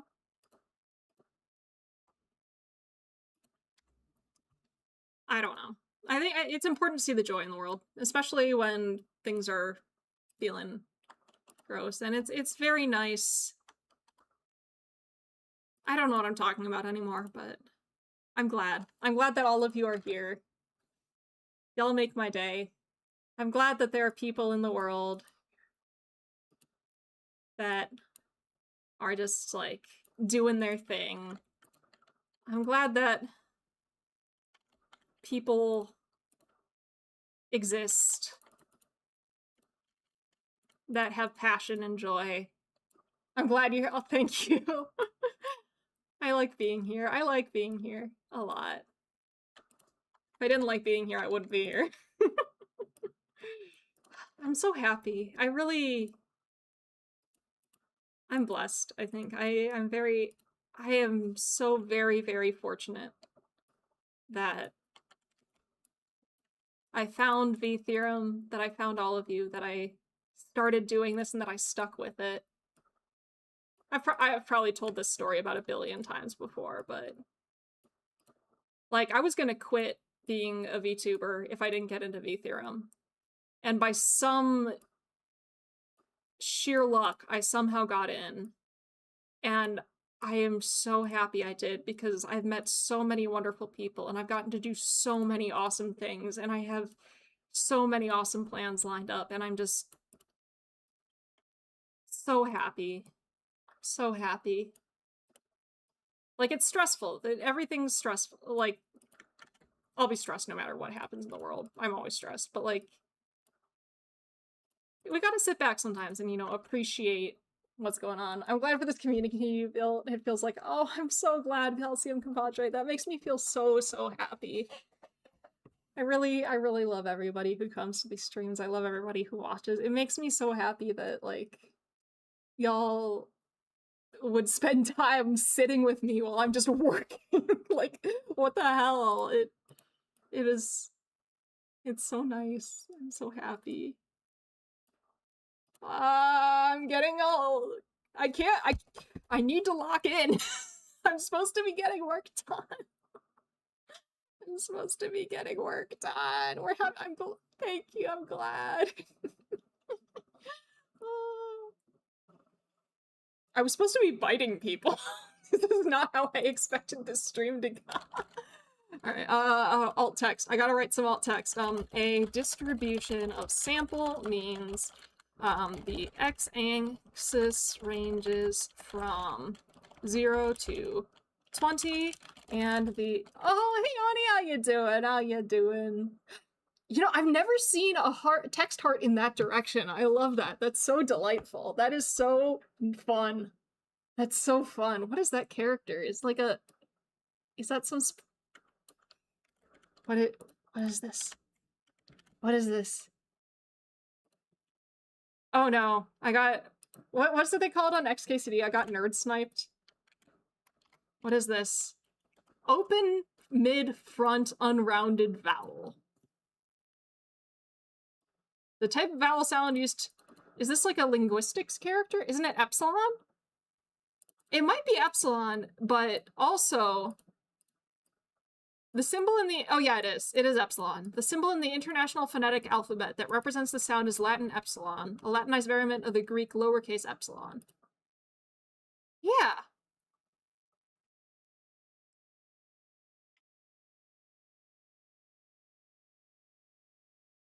Anyway, where were we before I got distracted? I was working on the alt text. Oh, hey, Ernie, how you doing? Okay, and the distribution is wide, spanning the full x-axis. Okay, and then I can just slightly— the distribution is blank. What is my blank face? Is it— I guess if I had like a default face, like if I'm zoning out, that's the face I will make. Just—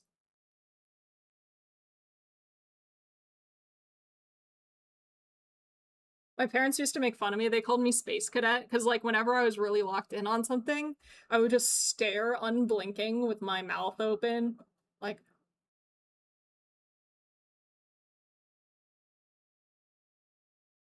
they're like, there's nothing going on in that kid's head. There's nothing going on in that kid's head. I think they thought that I, like, just simply did not have a brain for much of my childhood because they would just look over and I'd just be like—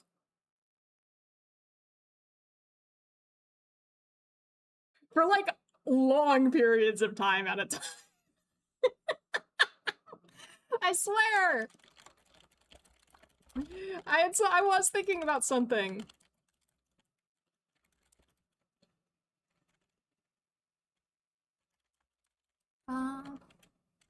I would be scared of the stare of hyperfixation. It's true, Takrek. Hey, how you doing? I would be scared of bugs. I'm not worried about bugs. I'm very good at bug reflexes. Sometimes your brain just needs alone time. It's so true. It is so true. Oh my goodness.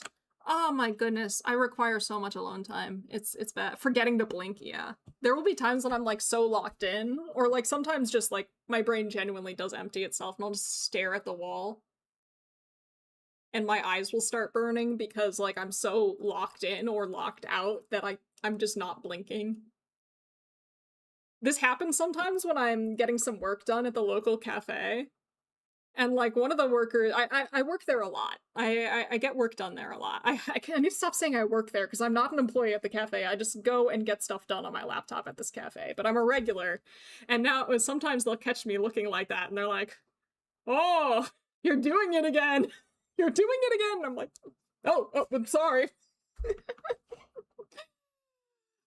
I've had to learn over the course of my life to make sure that when like I think I'm about to lock in like that, or like I'm about to just go into that mode, I need to be very careful to make sure that I'm not facing in a direction that a person could hypothetically be, because I really don't want anyone to think that I'm like intently staring at them. And sometimes, of course, I could already be doing that, and then people will walk into my line of sight. So I generally try and point my head like at the floor or at the ceiling so that people don't think I'm staring. Yeah, you perform labor at the cafe, so you work at it. I agree, Torg, but I keep saying, oh, I'm gonna go work at the cafe, or, oh, I like to go work at the cafe. And I have had multiple people who do not know each other look at me and go like, I didn't know you had a job at the cafe.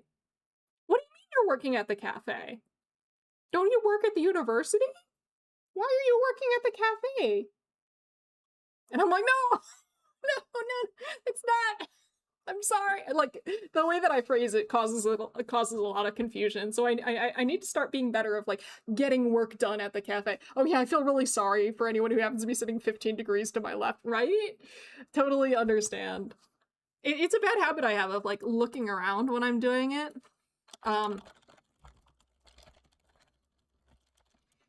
7 to 13.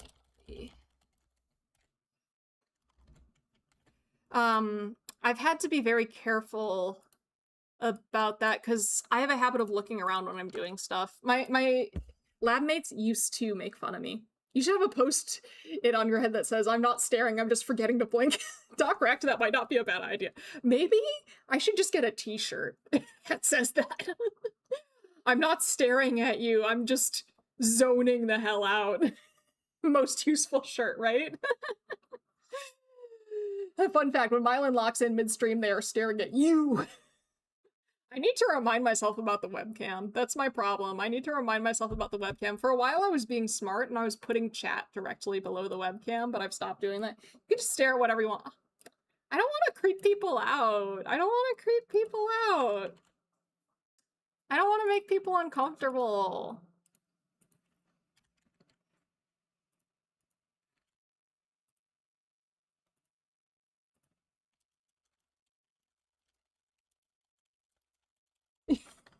I'm staring at the truth is when Mylan locks in midstream, they are staring at themselves. That's the truth. I end up looking over at what my model is doing. If you see me looking to the left, it's not because there's anything interesting over there. That's just where OBS is, and I can see my model over there, and I do that way too much. If you see me looking to the left of the screen, I am simply checking out my model. Contemplating the rigging on the nose. The cryptid doesn't want to creep people out. I don't want to creep people out. I want to be a friendly neighborhood cryptid, not like the type of cryptid that they like start hunting down with pitchforks and torches and stuff. Well, you have the shirt, so they would assume you're just locked in. Yeah. Please do not update English. Last time they did, it stopped being an alphabet and began being an ideogram language with 26 English is constantly getting small patches. Like, we're not getting, like, major version updates, but we're getting tiny patches constantly. Made a horror, put it in the Discord. Oh, I'm excited to see this. But I should try and finish,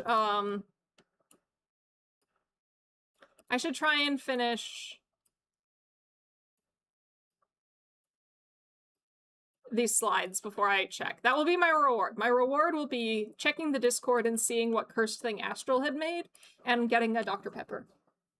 Don't you want a Gaston to sing about hunting you? No. Did I ever tell y'all that I was once in a stage adaptation of Beauty and the Beast? Do you want to know who I played in Beauty and the Beast? I had two roles. My first role in Beauty and the Beast was Villager number 3. Number 3 specifically, not number 1, not 2, not 4. Villager number 3. And then I also got to play the guy running the asylum that they tried to lock Belle's dad up in. Do you play the tree which spaces out and remains perfectly still? No.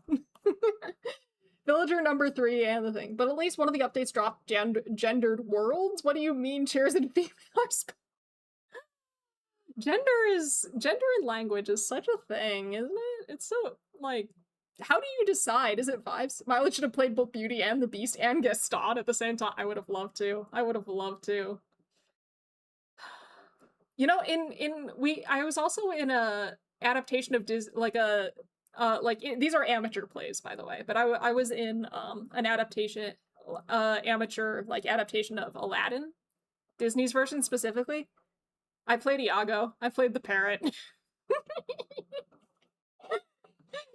It was all the feathers. They saw the feathers on my head and they're like, okay, this moth can be Iago. We don't need to worry about the costume too much. Just put some red spray dye on them feathers.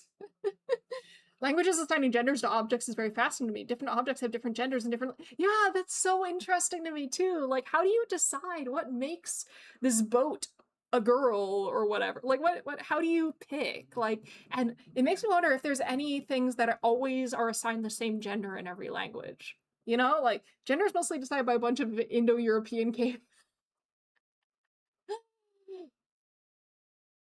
You know, I think it's almost both interesting and funnier if you think of it as, like, the gender of the objects coming first and then applying that concept to humans, as opposed to taking human genders and applying them to objects.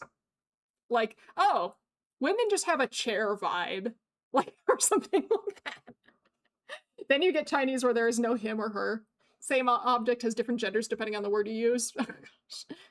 Gender, oh man, that... I'm reading a translation of a Korean novel right now. And like it's not a great translation. Like some bits are really well translated because it's like a collection of a whole bunch of different translations for different chapters and stuff like that. And some of the chapters are really, really well translated. And other chapters are really, really shoddily translated. And like some I think were just like Google translated or whatever, right? And so whenever a new character shows up, they will have like he, him pronouns in one chapter, and then she, her pronouns in the next chapter, and I consistently do, like, there are multiple characters in this book where I do not know what their gender is supposed to be, not because there are no gendered pronouns to refer to them, but because I think the original language doesn't necessarily refer to them with gender pronouns, and therefore the translation is just making shit up. It's really funny. There's a new character that got introduced like 3 or 4 chapters ago who I think is really cool, but I have no idea if this character is a woman or a man, because depending on the chapter, they will use she, her, or he, him for the same character because they just don't know. Or it's like, you know, when in manga, because Japanese is a pro-drop language, which means that they just leave out... Japanese does have gendered pronouns. There is kare for him, and kanojo for her, and like various versions of that. However, a lot of the time what they do is they leave, like when they're speaking, they might just use a person's name, or they just might leave out the gendered pronoun whatsoever. And it is perfectly possible and pretty even normal in some cases to go through like an entire manga series without ever referring to a character with gendered pronouns. This happened with Hanji from Attack on Titan, I believe, which caused a lot of debate over, is Hanji a woman, is Hanji a man, like, because I think the fandom generally decided that Hanji was a woman or something like that, and maybe there was a word of God thing, I don't know, but like, in the original Japanese, for a very, very long time, I don't know if this happened through the end of the manga, but Hanji was never referred to with gendered pronouns. And this is a common problem in translation too, especially in the earlier days of translation when there's less communication between the Japanese manga team and the translators, because sometimes characters would show up and they looked gender ambiguous because, you know, like manga anime art style, and they would never be referred to with gendered pronouns because Japanese is a pro-drop language. And then the translator would just have to freaking guess. And then, like, eventually later down the line, the character's gender would be, like, unambiguously revealed one way or another. Maybe, like, they would finally be referred to with a gendered pronoun, or they would, like, use the women's baths or something like that. And then sometimes the translator got it wrong, and so they just had to start using the correct pronoun without ever addressing why they switched or why it changed. And that was a very common thing that used to happen. I think it still happens every once in a while. I think I heard about it happening with Thistle in Dungeon, Delicious in Dungeon. I think Thistle, who is the primary antagonist, initially, I think the official translation referred to him with she, her pronouns because Thistle was appearance is gender ambiguous and Japanese is a pro-drop language and nobody was referring to Thistle with any gendered pronouns. And then eventually it became evident that Thistle was a man and they just had to like switch to he, him pronouns just halfway through the series. Not because anything had changed other than it finally became unambiguous what Thistle's gender was and they had guessed wrong. Or there'll be cases like with Krona and Soul Eater, where Krona and Soul Eater, I think initially they thought that, oh, Krona and Soul Eater is like one of these pro-drop cases where Krona does have a defined binary gender, but it just hasn't shown up because of the way that this language works. So we're going to take a guess at what Krona's gender is. And then it turned out Krona is like non-binary. And it was like, oops, we shouldn't have guessed at all. Anyway, sorry, I got lost on chat. The grammatical gender usually depends on the ending of the word. So in Russian, words that are and an O are masculine, whereas A is feminine. Yeah, Tyler. There's a lot of like I remember learning Spanish with that and stuff like that. And then there's neuter. Yeah, neuter's hard. Like I know in some languages the neuter version is in more common use, and other languages are having to try and like invent a neuter version. I think in Spanish they're trying to use so like in Spanish I think it's O for men, A for women, and they're trying to talk about putting an E as the neuter one, I think. I'm not too familiar with it, but they're trying to like some people are trying to introduce E as a neuter suffix or something. I just had canon everybody gender fluid. That would make life easier, probably. My cars have assigned female at Drive because they have names that didn't make the cut, but I do use they, them more often for pronouns. Fair. Shapeshifter. Also note that Latin had a neutral gender, but it lost in translation vulgar language, so it's too complex for medieval. Oh no. I thought Thistle was a girl for my first time watching the show and only picked the he, him on my second go. Yeah. A lot of people were confused about who Thistle was. Much better than an X. Well, yeah, E is gender. Yeah, I have heard that, like, a lot of people were trying to make Latinx work. And then I heard there was a lot of pushback about that, mainly because the X doesn't make sense in the context of Spanish, and E makes a lot more sense, so Latine makes a lot of sense. It makes a hell of a lot more sense than Latinx, I think, to native Spanish speakers, but, like, also, you know, like, there are also a lot of people who, there's a lot of disagreement on what's best, whether they should even be coming up with something for that, like, there's a lot of disagreement, and of course, like, I don't speak Spanish.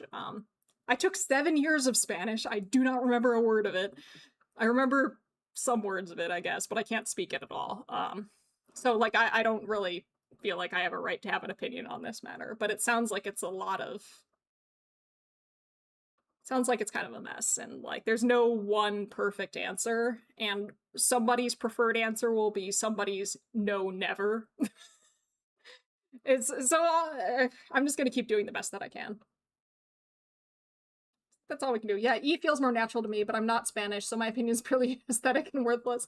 I think if I had to use Latinx or Latine, I would probably lean towards Latine because, or is that how you pronounce it? Latine, I think. Either way, I would lean towards that because that's, as best as I can tell, like I've looked up public polling and stuff like that. That seems to be the more preferred option of those two options. But even that, I think, is not preferred by the majority of the population on popularity polls. Like, the majority, I think, doesn't really like either of those solutions. I don't know. Generally I thought Latinx was a music genre when I heard it being used out of context early on. It's a little forced. Yeah, I think it is a little forced. Like, X is often used for to indicate like gender neutral things. Like if you get a passport or an ID that is gender neutral, like so in the US, and it depends on the state that you're in now, and it depends on like the passport laws have been going back and forth like crazy. But you can have 3 potential gender markers on your ID in the US. You can have M for male, F for female, and X for none, like none or does not disclose or whatever it is. So X, I think, is traditionally sort of, well, I don't know about traditionally. X tends to be associated with gender neutral, non-binary, that third gender things, which is probably why it ended up getting tacked onto the end there. But I do agree, from my knowledge of Spanish, it doesn't really fit with the structure of their language that much, from what I understand, and that's what I've heard.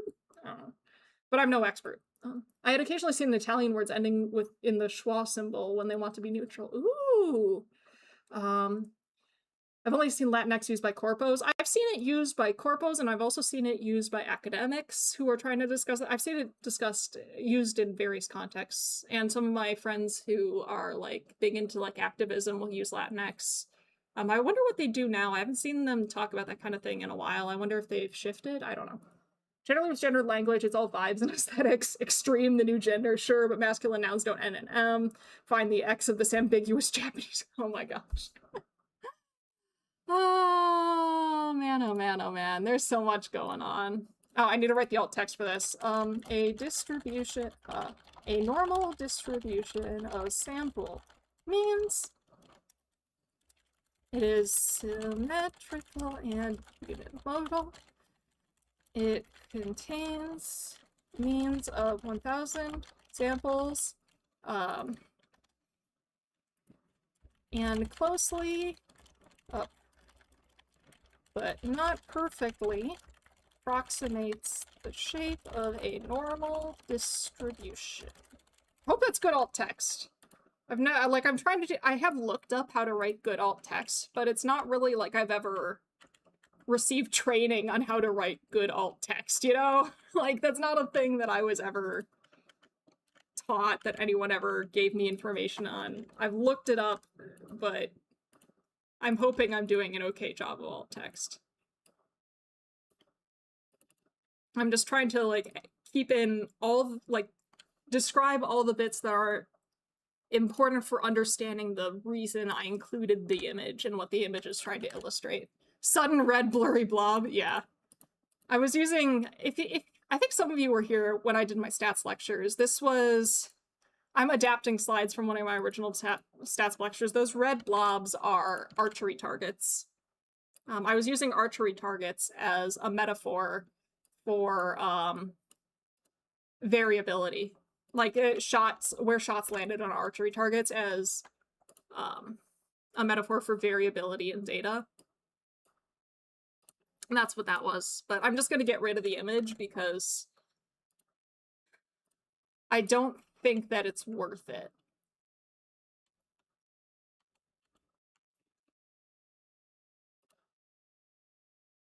Unfortunately, I have been removing a lot of pictures from my lectures because I'm not sure if it's worth it to include them. I might go back and add them back in. We'll see. Or I might find better pictures to put in. Okay, this is probably fine. I'll make a summary slide. Oh, no. I didn't want to make a section. Okay, we'll make a summary slide. And then I'll make a end slide. Summary. What did I talk about?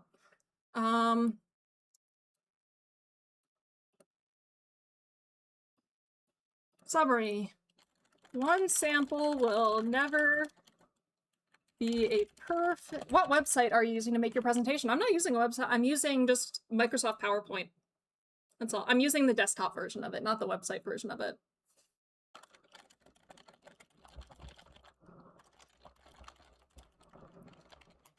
But to use samples to learn things about population,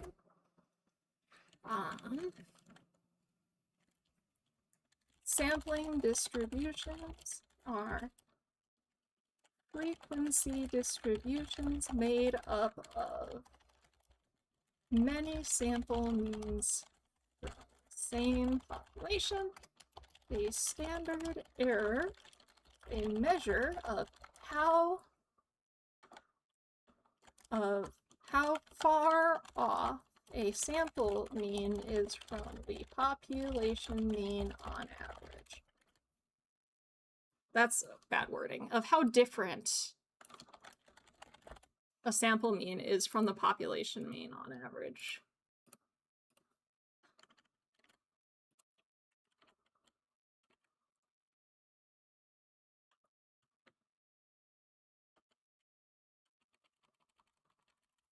Okay, and then I'll just add this one at the end.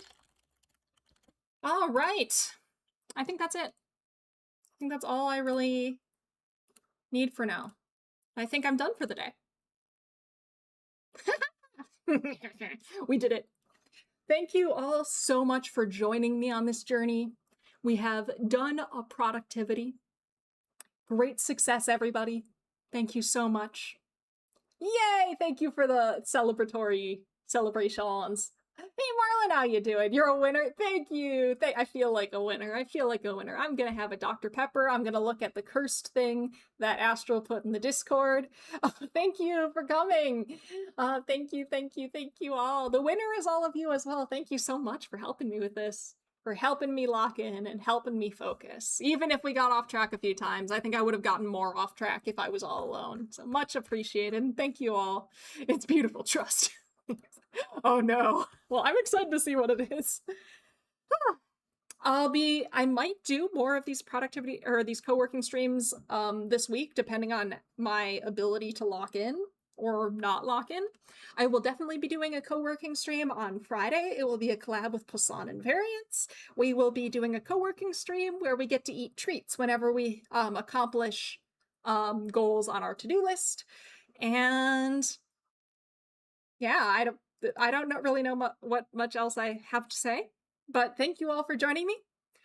And I will, wait, should we try and do, I wonder if I should try and do like some sort of cross-platform raid, or do I know anybody who's currently streaming that I could recommend? I don't know if I do. I don't know anyone who's currently streaming well enough to feel comfortable raiding them. Psychologist is watching Mushoku Tensei. I'm not going to subject anyone to that. Well, anyway, thank you all so much for joining me. I hope that you have a lovely day. Please take care, and I will see you next time. Bye-bye!